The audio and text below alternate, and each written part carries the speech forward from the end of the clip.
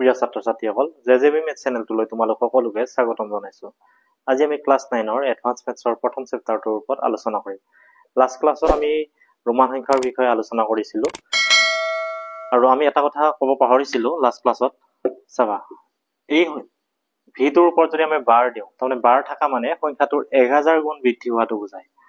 তাৰমানে এইটো আমাৰ 1000 পূৰণ ভিটো কিমান বুজায় 5, তাৰমানে এইটো 5000 বুজাব। যিকোনো এটা ৰোমান সংখ্যাৰ ওপৰত যদি আমি বাৰ দিওঁ তাৰ 1000 গুণটো বুজায়। এতিয়া আজি আমি চাম এক্সাৰসাইজ 1.22 চাম। 1.1 তোমালোকে নিজে কৰিবা, সেইটো কিতাপত আছে গোটেই উত্তৰবিলাক, তাৰ পৰা চাই কৰিবা। এতিয়া অনুশীলনী 1.2ৰ আমি 1 নম্বৰ প্ৰশ্নটো চাম।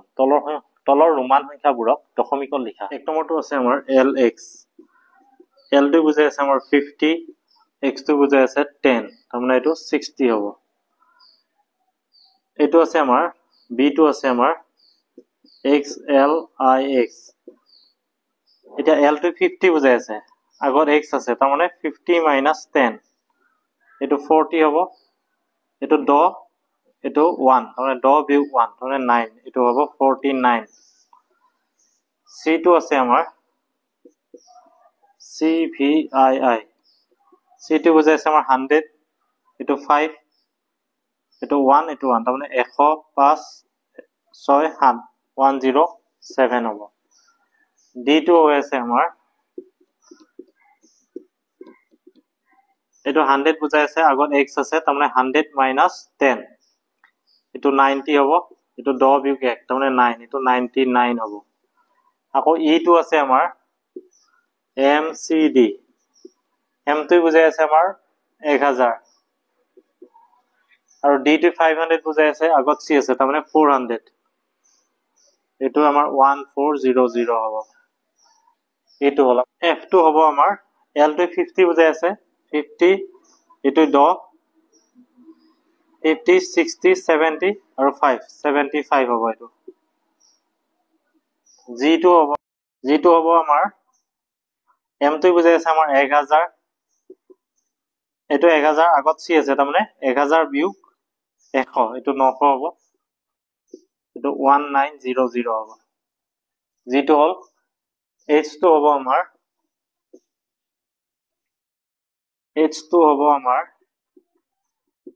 MM, তাৰমানে 1000 প্লাছ 1000, এইটো 2000, আৰু IV এইটো 4, তাৰমানে 2004 হ'ব। এইটো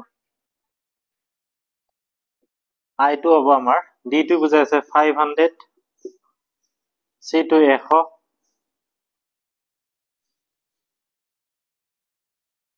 LX, L টো বুজাই আছে আমাৰ 50, X টো বুজাই আছে আমাৰ 10, আৰু এইটো 5 minus 1 মানে 4, মানে 500, 100, 600 হ'ল, 650, 60 আৰু 4, 64, তাৰমানে 664 হ'ব। এইটো I টো হ'ল আমাৰ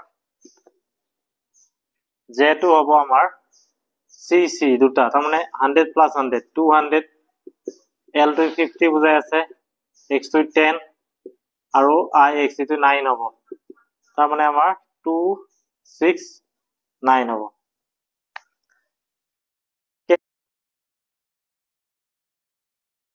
K টো চাবা আমাৰ DCLXX আছে, D টো বুজাই আছে আমাৰ 500, C টো আমাৰ 100, L টো 50 বুজাই আছে, আৰু এইটো 10 প্লাছ 10, তাৰমানে এইটো হ'ব আমাৰ 500, 100, 600, 650, 60, 70, 670 হ'ব।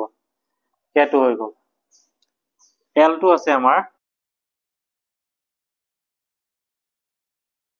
MM আছে, তিনিটা M, তাৰমানে 1000 প্লাছ 1000 প্লাছ 1000, এইটো 3000 হ'ব।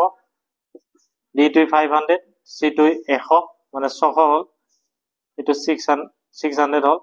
L টো বুজাই আছে আমাৰ 50, 50 10, 60, এইটো 5, 65, এইকেইটা আমাৰ যোগ কৰিলে হ'ব 3665 হ'ব।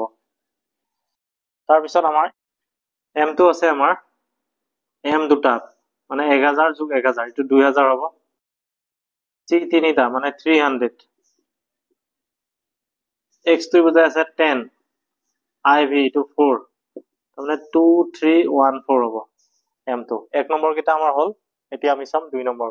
এতিয়া 2 নম্বৰটো আমাৰ কি আছে, ৰোমান সংখ্যাংকত লিখা। ৰোমান সংখ্যা লিখিব দিছে আমাৰ 54, এক নম্বৰটো চাবা 54 বুলি ক'লে আমাৰ 50 প্লাছ 4 50 হ'লে L ৰে 50 বুজায় 4 বুলি ক'লে আমাৰ 5 minus 1 এইটো 5 minus 1 এইটো হ'ল 54 79 তাৰমানে 70 প্লাছ 9 70 টো আমি 50 প্লাছ 20 L টো 50 বুজায় 60 70 9 বুলি ক'লে আমাৰ এইটো 9 হয় আমি 10 লৈকে জানো নহয় তাৰমানে 10 বিয়োগ 1 এইটো 9 হৈ যাব এটা 94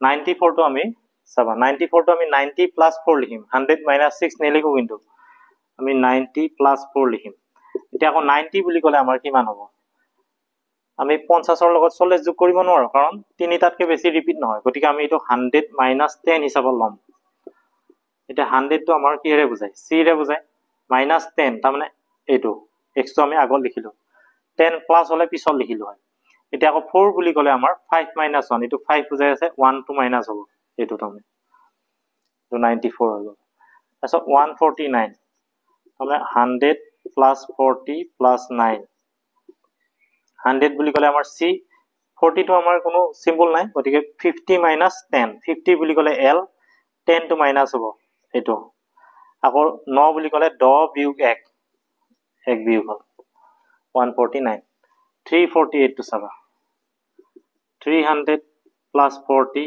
plus 8 300 বুলি ক'লে c তিনিটা হ'ব c টো 100 বুজায় আকৌ 40 বুলি ক'লে l টো আমাৰ 50 হ'ল 10 মাইনাস হ'ব 10 মাইনাস কৰিলো আকৌ 8 বুলি ক'লে 5 6 7 8 হৈ গ'ল আমাৰ f টো আছে 576 এটো আমি 500 plus 70 plus 6 লিখিম 500 টো আমাৰ d ৰে বুজায় 70 বুলি ক'লে 50 60 70 হ'ব 6 বুলি ক'লে 5 6 এটো হৈ গ'ল g টো আছে আমাৰ 990 তাৰমানে 900 plus 90 তা 900 বুলি ক'লে 1000 বিয়োগ 100 m টো 1000 বুজায় 100 বিয়োগ মানে c টো আগত আহিব 90 বুলি ক'লে 100 বিয়োগ 10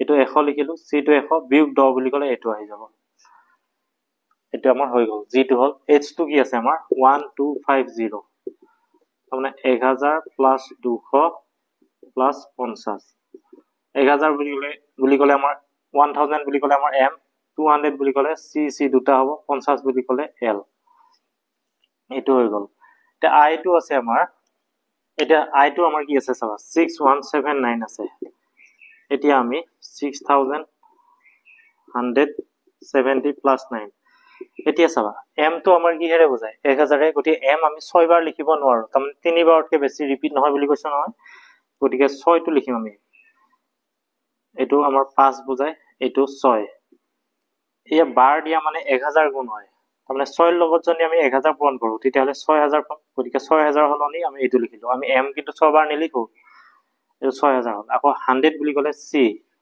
70 বুলি ক'লে 50 60 70 9 বুলি ক'লে 10 বিয়োগ 1 এটো হল আমাৰ এটো হৈ গ'ল এটো চাবা 10450 তাৰমানে আমাৰ আমি এনেকৈ লিখিব পাৰো 10000 plus 400 plus 50 এটোৰে আমাৰ 10 বুজায় ইয়াৰ ওপৰত যদি বাৰ দিও আমি 10000 হৈ যাব আকৌ 400 মানে 500 minus 100 d টো আমাৰ 500 বুজাই আছে minus 100 হলে c টো আগত দিম আকৌ l টো 50 বুজায় এটো আমাৰ হৈ গ'ল এটা k টো আছে আমাৰ একৰ পিছত কেইটা শূন্য আছে 1 2 3 4 5টা আছে 1 2 3 4 5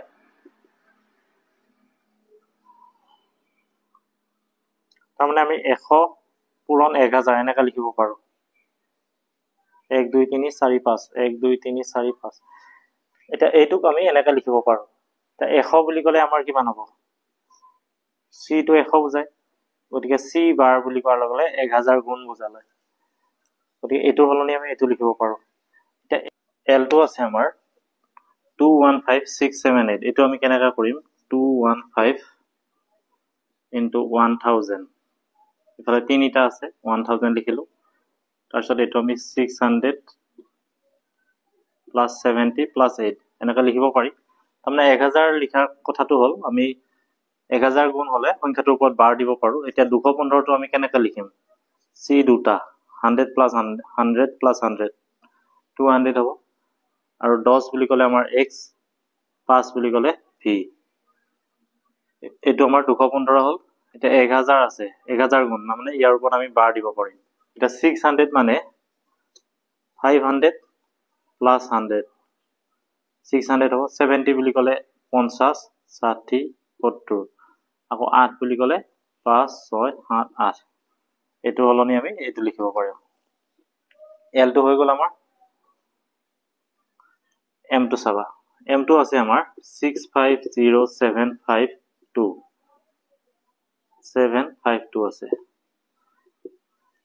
এতিয়া এইটো আমি 650 into 1000 লিখিব পাৰো,